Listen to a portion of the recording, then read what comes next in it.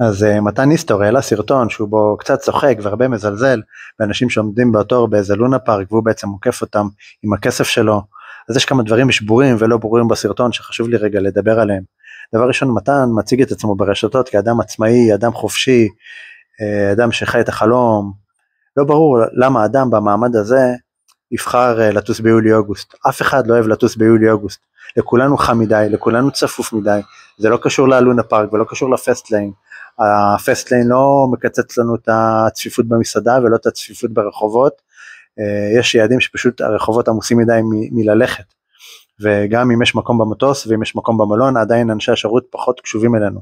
לטוס ביולי-אוגוסט זה פשוט חוויה פחות נעימה. אז לא בטוח, לא ברור למה מישהו יבחר את התכנון הזה של טיול מלכתחילה. הבן אדם סגר פשוט חופשה מאוד יקרה, ואז הוסיף עוד כסף בשביל לעקוף אנשים, שמלכתחילה אם הוא היה סוגר את זה עוד חודש, הוא היה מקבל את אותה חופשה בחצי מחיר, ובטוח שלא צריך לשלם כסף בשביל לעקוף אנשים, כי כל הפארק היה שלא פשוט. אז זה דבר אחד שהפריע לי כפשוט תכנון טיול לקוי. עכשיו אם אנחנו עוברים לדבר על הפן הכלכלי של הנושא, אז זה גם משהו מאוד מוזר, כי ההגדרה הבסיסית של כלכלה, זה אין מספיק לכולם.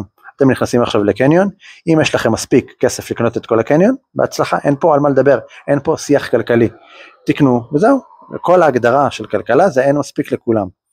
עכשיו מתן בעצם נהנה ממסלול מסוים, רק כי אחרים לא רוצים אותו, זה ההגדרה של המסלול הזה.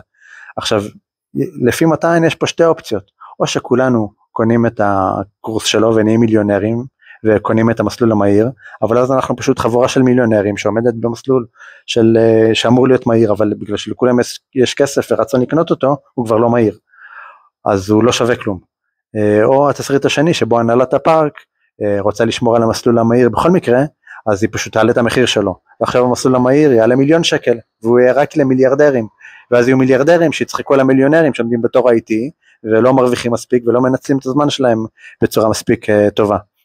אז אל תקשיבו לכל מה שאתם שומעים בטיק טוק, תייצרו את הטיול שלכם, תתכננו אותו כמו שהוא מתאים לכם, בתקציב שלכם, ותצברו את החוויות שאתם רוצים לצבור. שיהיה בהצלחה ותהנו.